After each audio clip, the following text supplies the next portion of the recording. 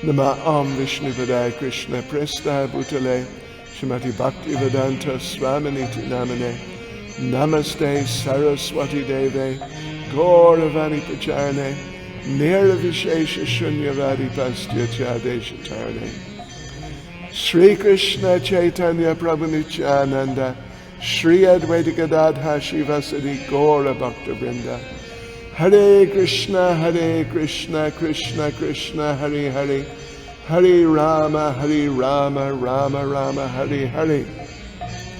Vanchakalpatarubhyascha kripa sindhubhya eva cha paditanam pavanebhyo vaishnavebhyo namo namaha. Anantakoti Vaishnav Vrinda ki jai. So, well, this is the first evening I'm here alone. In the temple room, alone except for Radha Radhanath. Oh, there's Sachikama dropping in.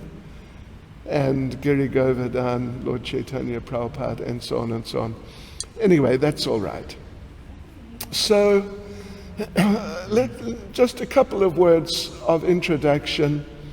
You know, this is not a long chapter, 35 verses, sort of medium length maybe, but we've been taking extra time. This is the fifth day, the fifth evening that we're discussing it, and the reason for that is that it is more complex and it is more difficult to follow than, for example, the next chapter.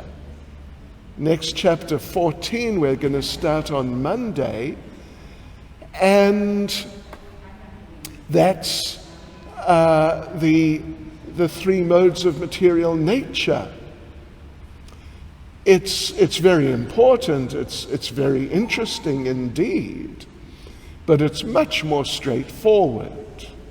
It's much easier to follow. It's just, really it's very easy, and of course it's very relevant because we're all influenced by the modes of nature, and we need to learn what modes are influencing us more than others and how they're influencing, and like that. This is an important part of Krishna consciousness. So it's simpler, and there are less verses. I think there's 26 or 27. Let me just have a look. See, in the 14th, 27 verses in the 14th chapter. So it's slightly shorter, but because of it being simpler, my prediction is we'll probably finish in 3 evenings, might even be 2.5. We haven't really done that. Broken a chapter, finished in the middle of a session and gone on to the next chapter. I don't think we've done that, as I remember. Anyway, we'll see. As always, we'll take it as it comes, but we've really tried our best here to clarify as much as possible what is there in the 13th chapter, because it's deep, it's very deep. It can be confusing, but it is important. All right, so now first thing we'll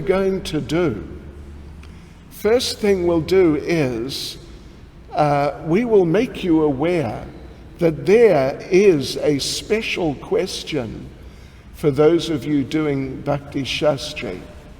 There's a special question based on the last verse we did, verse 26, which was actually in the previous section.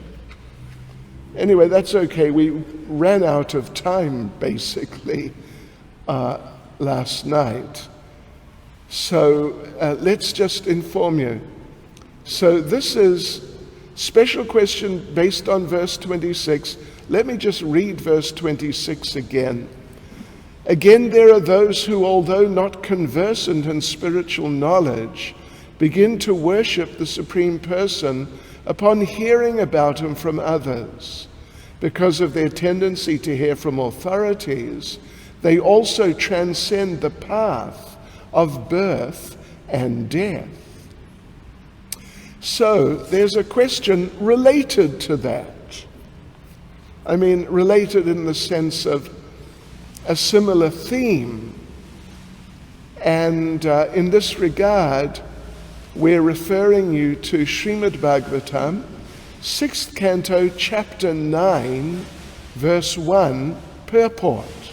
691, purport. And there Srila Prabhupada says, one must hear from authorities.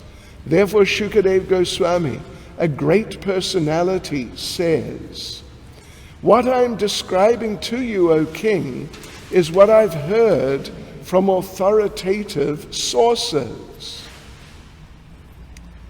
This is the Vedic system. The Vedic knowledge is called Shruti because it must be received by being heard from authorities. So the question then is,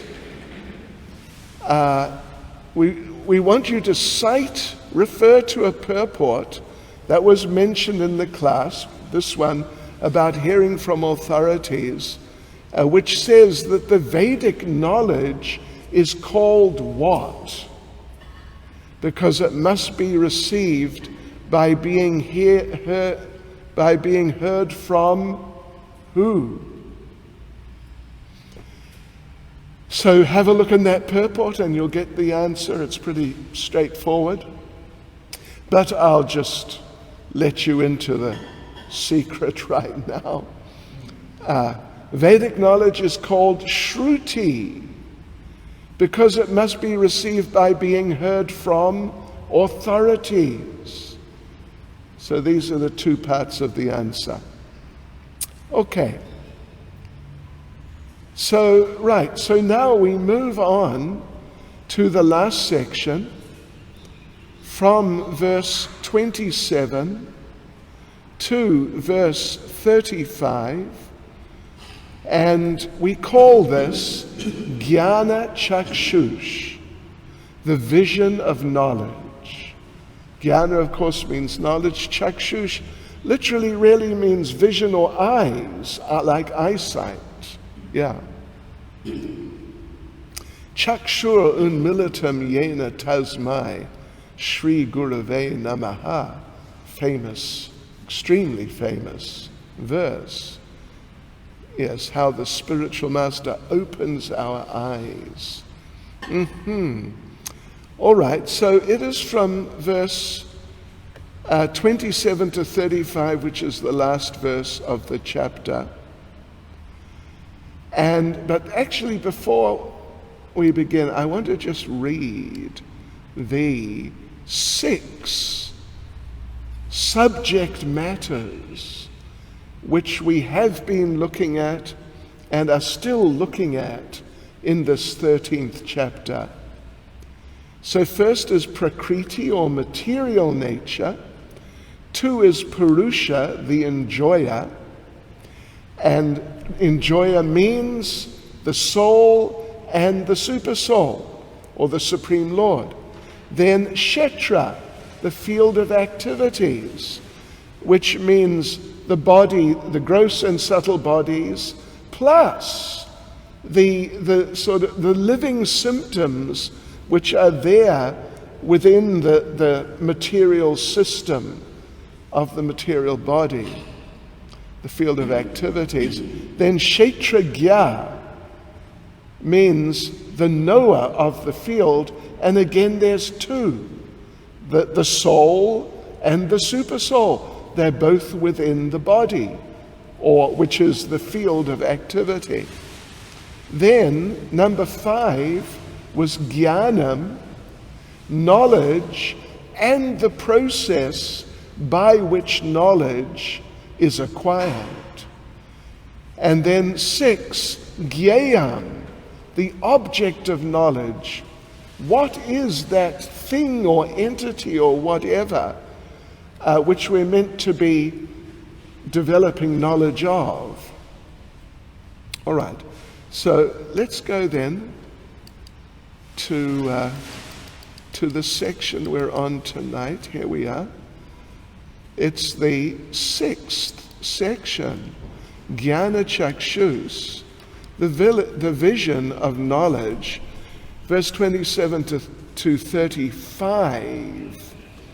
And we have I think 3. We must have 3 subsections here, different specific focuses, different specific subject matters, which crop up in the course of the whole section.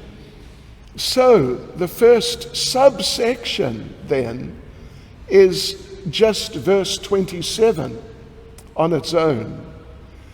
And the idea which is presented here is that everything we see is a combination of the field and the knower, or you could say of the field and the knowers.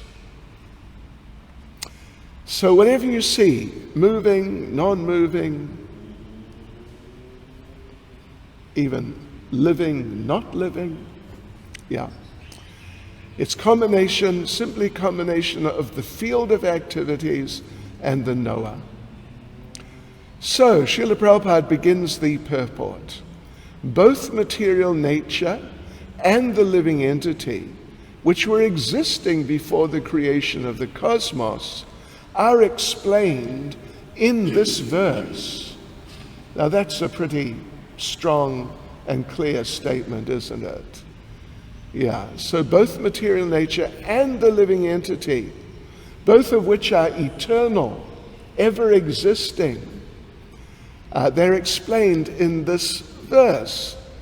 So basically, everything is a combination, Prabhupada goes on to say.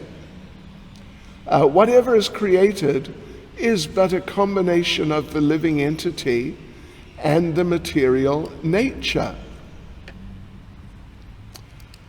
And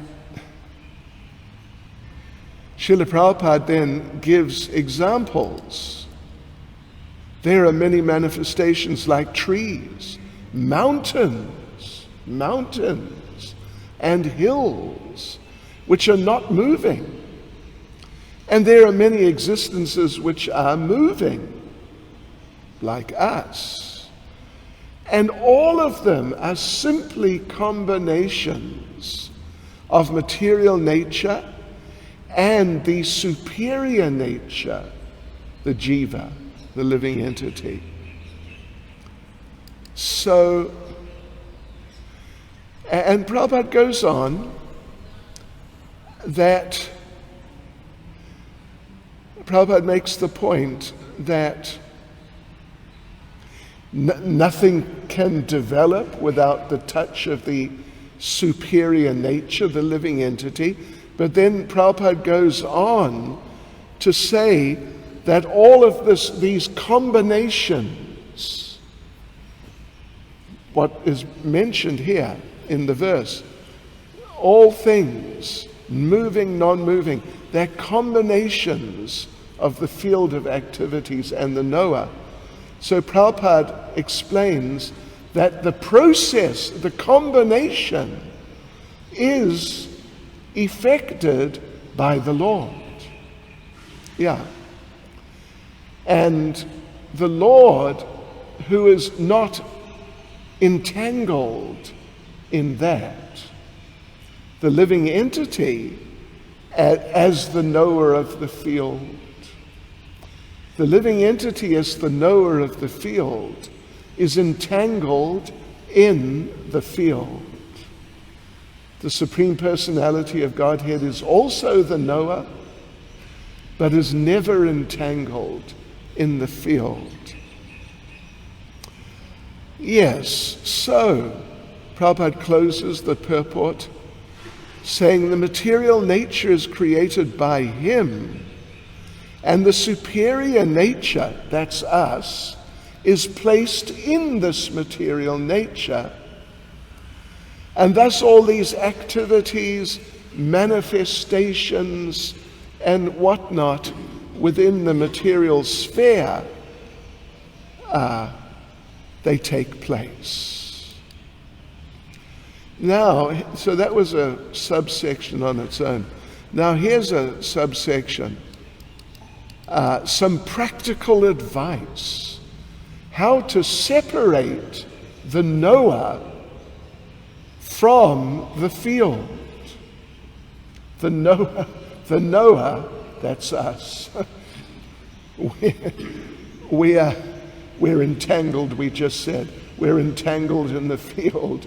But Krishna consciousness, intelligence, truth, reality means we have to become extracted from that. Otherwise, all is lost. It's hopeless. It's just hopeless. So some practical advice, how to separate the knower from the field, and this is from verse 28 to verse 34, meaning there's only one more verse left after this subsection, and that's the end of the chapter. Right, so let us, as usual, let us read through the verses just so we get the flow, what is being discussed and how it's being discussed, like that. All right, so 28. One who sees the super soul accompanying the individual soul in all bodies, and who understands that neither the soul nor the super soul within the destructible body is ever destroyed, actually sees. Yes, well. Okay, anyway, let's just carry on. 29. One who sees the super soul equally present everywhere, in every living being, does not degrade himself by his mind. Thus, he approaches the transcendental destination. Yeah, well, that's pretty clear and pretty important. Verse 30.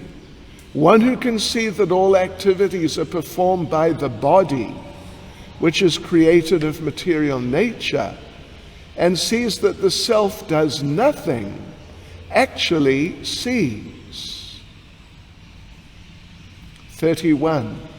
When a sensible man ceases to see different identities due to different material bodies, and he sees how beings are expanded everywhere, he attains to the Brahman conception. Yes, so the first couple of verses there, 28, 29, that was about seeing the soul and the super soul. Now here we are focusing on the soul again. Actually, verse 30, the previous verse, and this verse 31 and 32. Those with the vision of eternity can see that the imperishable soul is transcendental, eternal, and beyond the modes of nature. Despite contact with the material body, O Arjuna, the soul neither does anything nor is entangled. 33. The sky, due to its subtle nature, does not mix with anything, although it is all-pervading. Similarly, the soul, situated in Brahman vision, does not mix with the body, though situated in that body. Again, it's the soul. And more of the soul. 34. O son of Bharat, as the sun alone illuminates all this universe, so does the living entity, one within the body, illuminate the entire body by consciousness. Okay. So that's that section, subsection rather. Let's go through it. So again, the idea is some practical advice, how to separate the knower from the field. And knower, because in the sequence of verses, it's how many? Six or seven? It's 7 verses. It's talking about the knower as both the super soul and the individual soul, not just one or the other.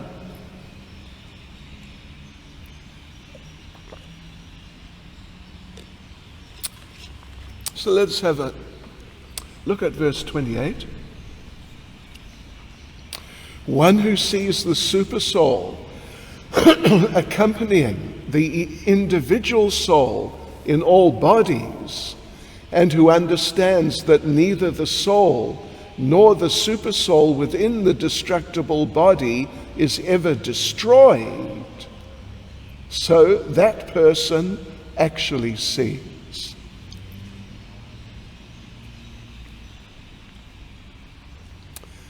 Yes, so in the purport, it's not a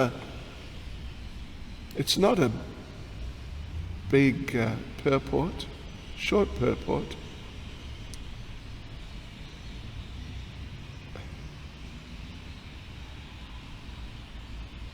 So Prabhupada explains, anyone, and anyway, this is a very important point, which has just been mentioned in the previous, in 26. Anyone who by good association can see 3 things combined together: the body, the proprietor of the body or individual soul, and the friend of the individual soul, means the super soul, is actually in knowledge. But the thing is, so that's okay. So that's good. That's important to know that. If you want to be in knowledge, you've got to see how in this world, the reality that we're involved in, it has 3 components: the body, the soul, and the super soul. So that's fine. But now how are we going to really penetrate this? And as the verse says, see the super soul accompanying the individual soul. How are we going to see? Where will we get those eyes of knowledge? I mean, eyes of knowledge, but in the sense of actual perception, realization. So Prabhupada explains, unless one has the association of a real knower of spiritual subjects, one cannot see these 3 things. Therefore, those who do not have that association are ignorant. Prabhupada's saying, they simply see the body. What else? Nothing else. And therefore, they have the typically material conception of life that when the body dies, that's the end. Good night, Haribol. Well, not Haribol, just goodbye. And it's all over. It's all over now. But, of course, and this is very, should we say typical, but it's just, it's very straight, essential Krishna conscious understanding. Yeah. So, of course, it's not like that. It's not like that. Yeah. After the destruction of the body, the soul and supersoul continue. The two knowers, in other words, they continue. Yeah. And towards the end of the purport, well, actually, it's only about just past halfway even. Prabhupada makes, it's just an interesting little point he raises, that about the use of the term, the use or the how translators translate the term Parameshwar, which appears in the verse, that some, Prabhupada makes the point, some say that Parameshwar, as used here, as the word is used in the verse here, Parameshwar is referring to the soul. Param, of course, means supreme, and Ishvara means the controller. They say that it means the soul and not the super soul, because the soul is the master of the body, so to speak, the master of the body. Therefore, it's possible to speak like that. However, of course, we must note that Srila Prabhupada has translated Parameshwar as the super soul, and that, we accept Prabhupada's presentation. Right, so this brings us on to verse 29. One who sees the super soul equally present everywhere, in every living being, does not degrade himself by his mind. Thus, he approaches the transcendental destination. Yeah, so if we see or understand, really, if we see or understand the presence of the super soul, we'll be freed from this, it's very destructive material consciousness. It's very destructive. So let me just read the purport. It's very short.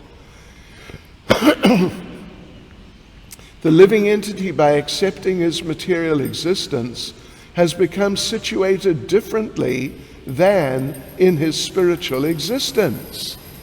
Shri Shri Radha Radhanath Shri Giri Govardhan Shri Caitanya Mahaprabhu Ki Jai. So the living entity, by accepting material existence, that I am this body, I'm part of the material world. So by accepting his material existence, has become situated differently than in his spiritual existence. But if one understands the Supreme, it's one thing to see, but it begins with understanding. Yeah, the eyes of knowledge. So if one understands that the Supreme is situated in his Paramatma manifestation everywhere, that is, if one can see the presence of the Supreme Personality of Godhead in every living thing, he doesn't degrade himself by a destructive mentality. And he therefore gradually advances to the spiritual world. The mind is generally addicted to sense gratifying processes. But when the mind turns to the supersoul, one becomes advanced in spiritual understanding. Like we mentioned, first comes understanding, then comes seeing, particularly in terms of spiritual realization, particularly. First comes understanding, then can come seeing. Otherwise one may see, but one may not actually see. How's that? Does that sound like word jugglery? You see a person, that you see the body, and you think, oh yes, I'm seeing the person. But you are not seeing the person, because the person is the soul within. Plus there's the super soul within. But you'll never get to see them, actually see them, unless in the beginning you understand that they're there, and then follow the process for realizing them. Krishna consciousness. So, devotees, we have another special question. We have another special question based on this verse 29. So the verse, let me just repeat the verse. One who sees the supersoul equally present everywhere in every living being does not degrade himself by his mind. Thus he approaches the transcendental destination. And we're referring you to a verse, or it's actually two verses from Srimad Bhagavatam, 10th canto, chapter 46, verses 32 and 33.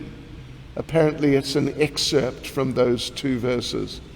10, 46, 32 and 33, which say, anyone, even a person in an impure state, who absorbs his mind in him, Mukunda and Balaram, for just a moment at the time of death, burns up all traces of sinful reactions, and immediately attains the supreme transcendental destination in a pure spiritual form, as effulgent as the sun.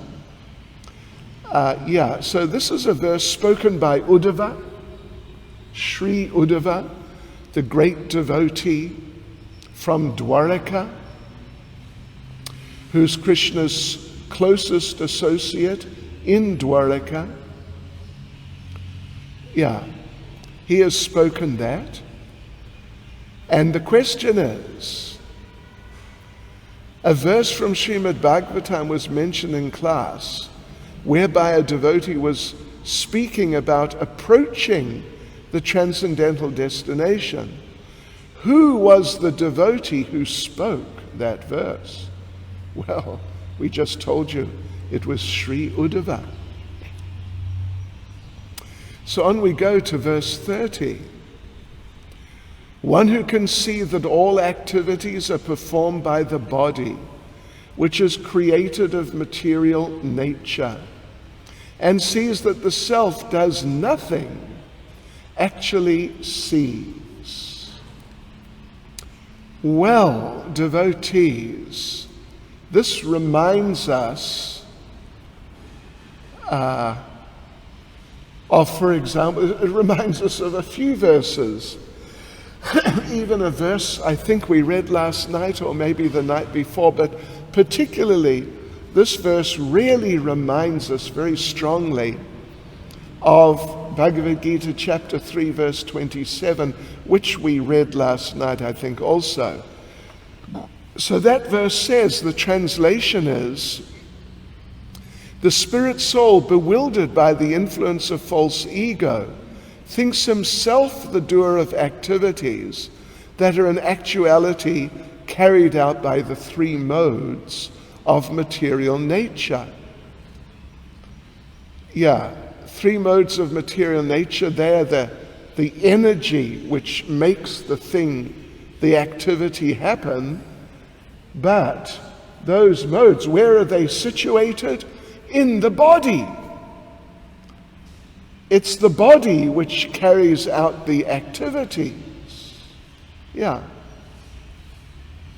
So, under the influence or by the power of the three modes of material nature, this and our verse 30 here from this chapter 13, it's really it's just restating the same thing, at least 90%, if not even 100%, that the spirit soul thinks himself the doer of activities, but actually they're carried out by the modes of nature, which means, as our verse 30 here says, that it means the self does nothing.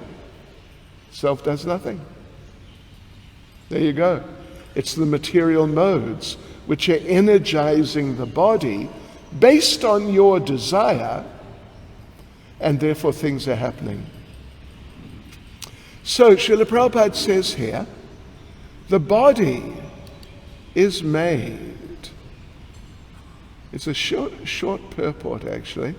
Prabhupada begins by saying, this body is made by material nature under the direction of the Supersoul. And whatever activities are going on in respect to one's body are not one's doing. Whatever one is supposed to do, either for happiness or for distress, one is forced to do because of the bodily constitution.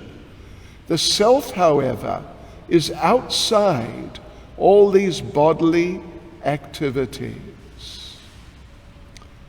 Right. So,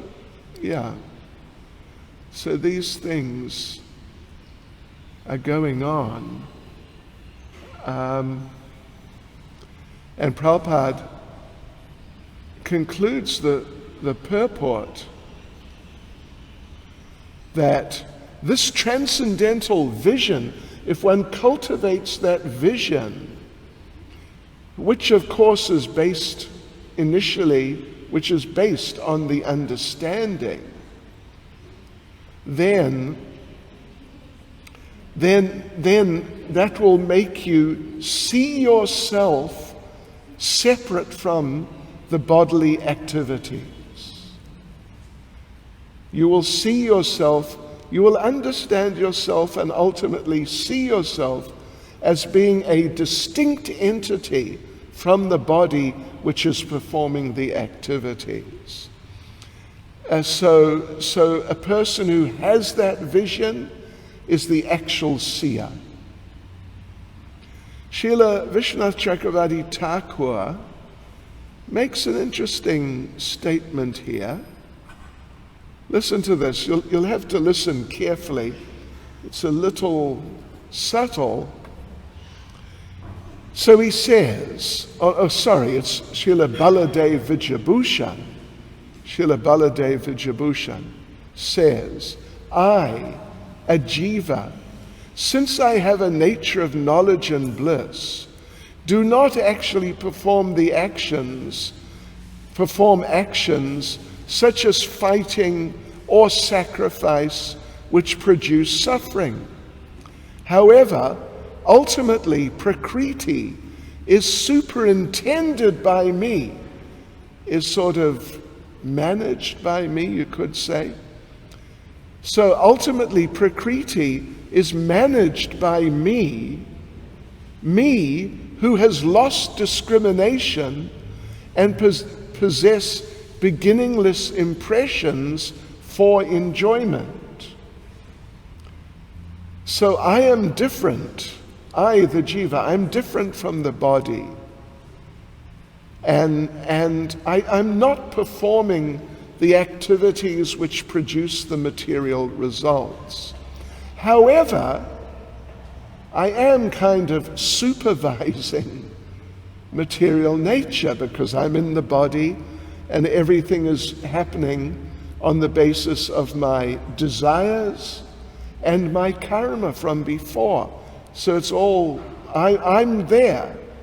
It's all going on the basis of me, in a sense.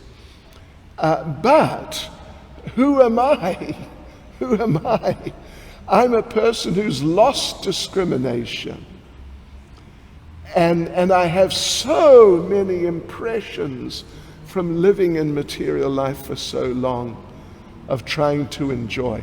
So he continues, this Prakriti alone, with the nature of happiness, distress, and illusion produced by the Supreme Lord, according to my desires for fulfilling my enjoyment. So this Prakriti performs the actions through my body and senses which are produced by Prakriti. Because of supplying the body and senses, Prakriti is the doer of actions. Prakriti is the doer of the actions because of being the instrument, which is basically the same thing.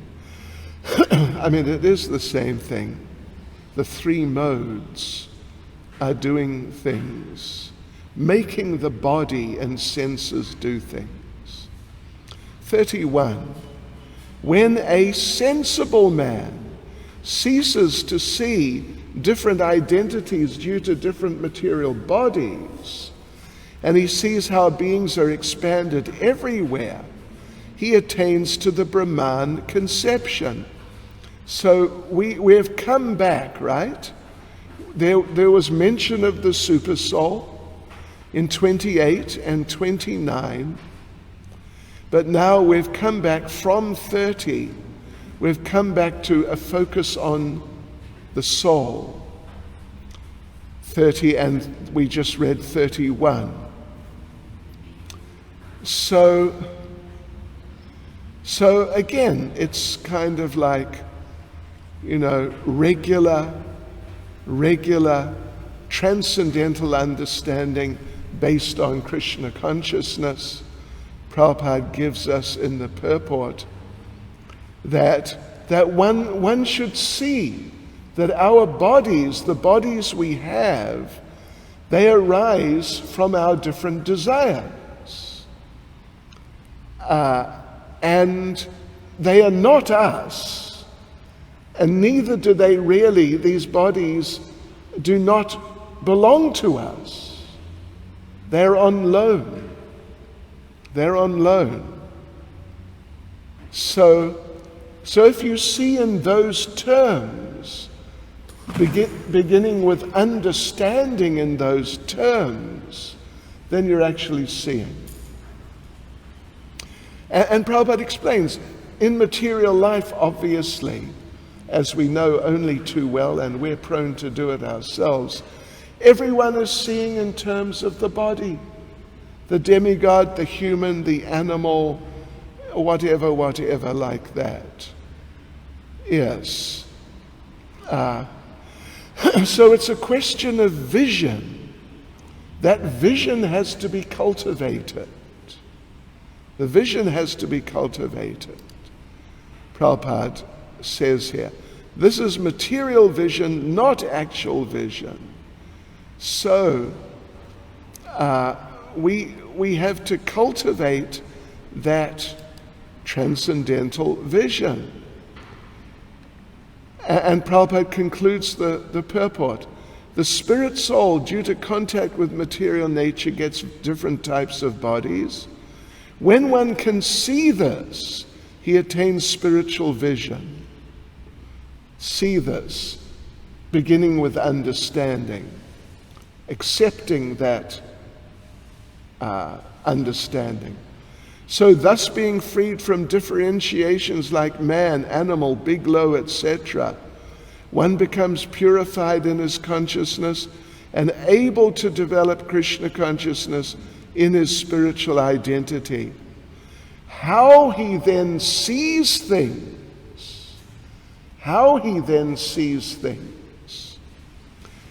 will be explained in the next verse. which is right here, number 32. Let's just read it.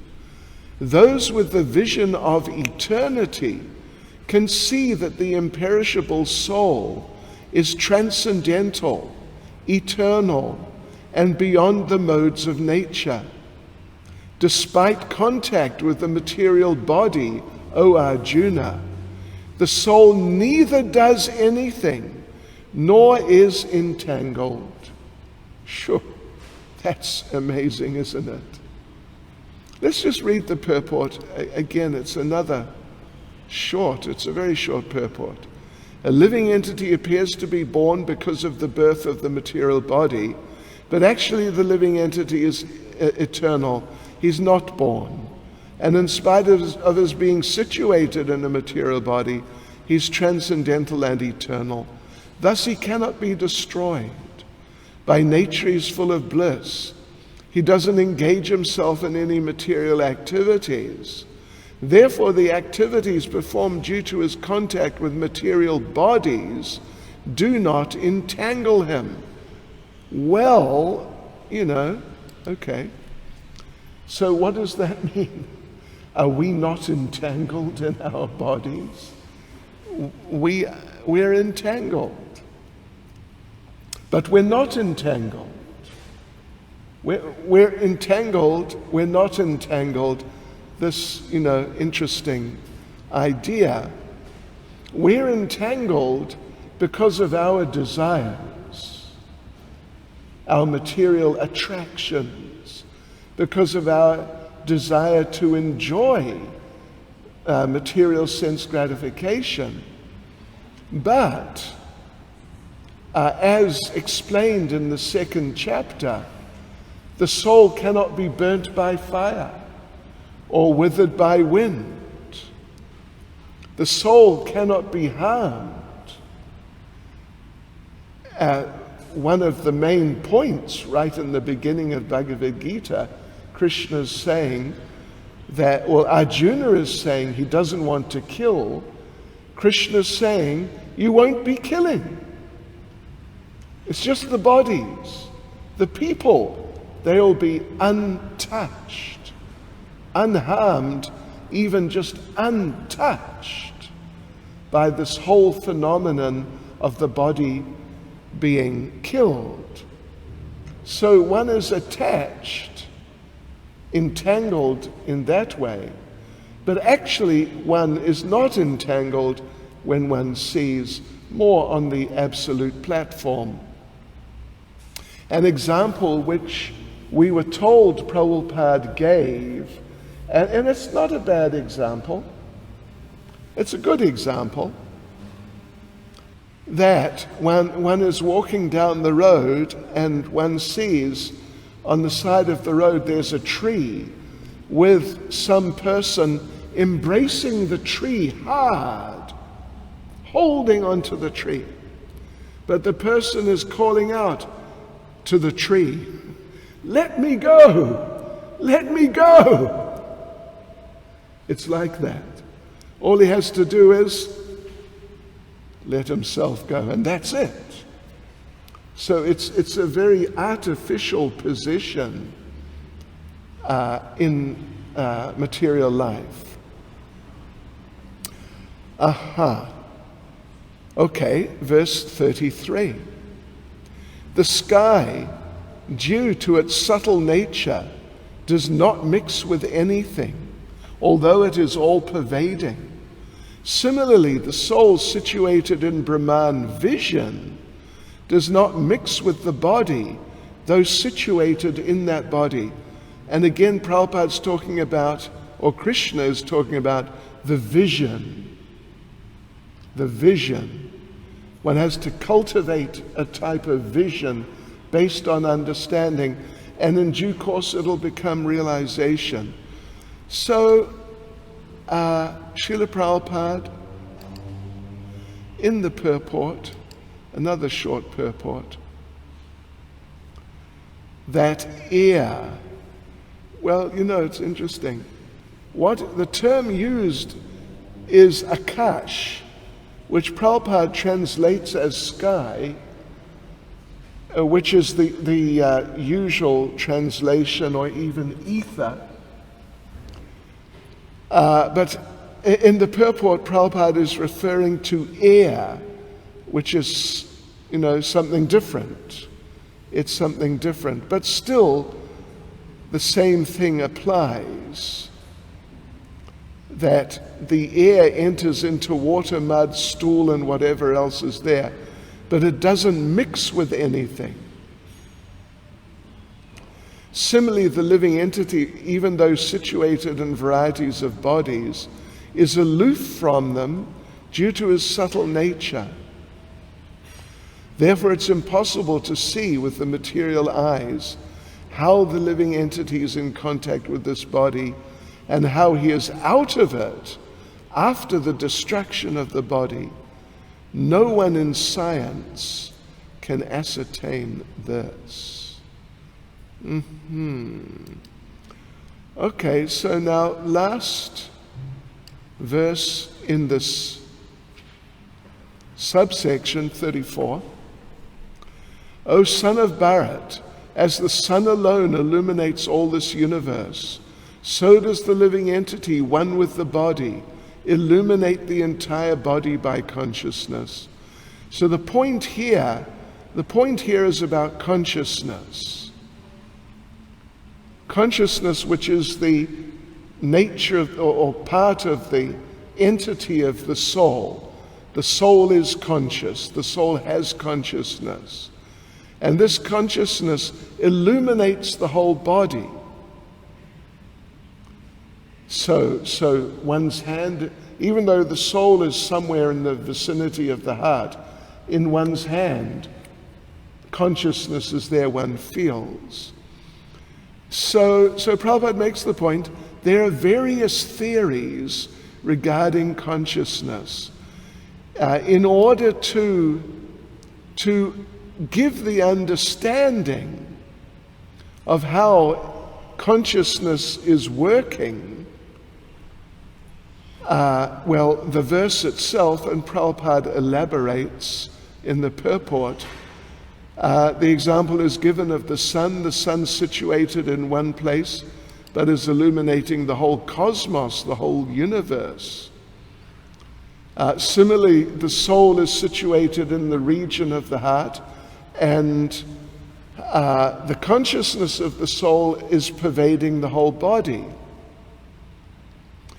So as the sun is not affected, Prabhupada says, by the qualities of what it illuminates, similarly the soul is not affected by the qualities of the body which it inhabits, which it illuminates. And then Prabhupada, of course, he makes down towards the bottom of the purport. Well, anyway, Prabhupada makes the point, when the soul has passed from the body, there's no more consciousness. Therefore, consciousness is not a product of the combinations of matter. It's a symptom of the soul, of the living entity. So then Prabhupada makes a point again to distinguish between the jiva and the super soul, that the consciousness of the living entity, although qualitatively one with the supreme consciousness, is not supreme. Qualitatively one, but it is not supreme, because the consciousness which is in one particular body is not shared with another body. I am conscious of my body, not your body. But the super soul is conscious of all bodies and everything. And finally, verse 35, which is like a summary, really. Those who see with eyes of knowledge the difference between the body and the knower of the body, and can also understand the process of liberation from bondage in material nature, attain to the supreme goal.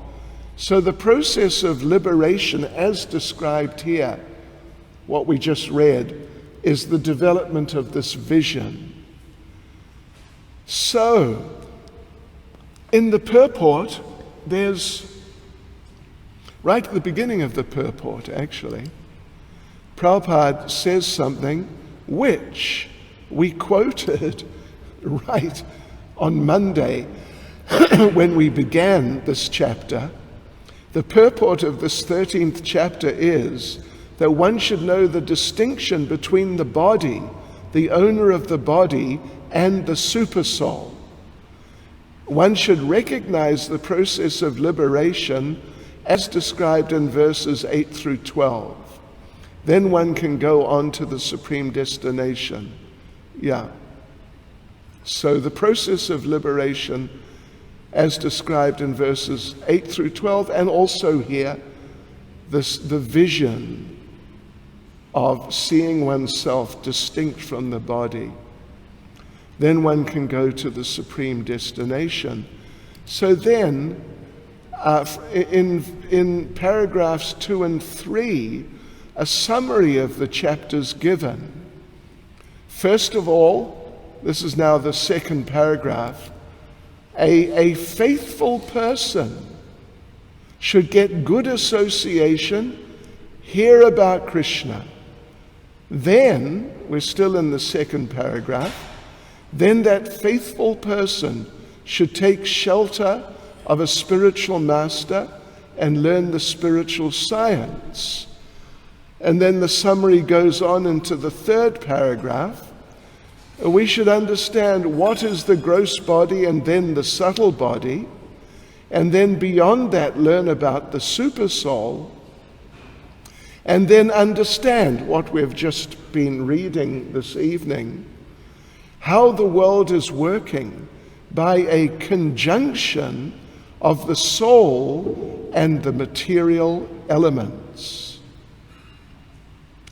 And then Prabhupada concludes, one who can see the constitution of the whole material manifestation as this combination of the soul and material elements, and can also see the situation of the Supreme Soul. So that person becomes eligible for transfer to the spiritual world. These things are meant for contemplation and for realization, and one should have a complete understanding of this chapter with the help of the spiritual master. Thus end the Bhaktivedanta purports to the 13th chapter of the Srimad Bhagavad Gita in the matter of nature, the enjoyer, and consciousness. Hare Krishna. Srila Prabhupada Ki Jai.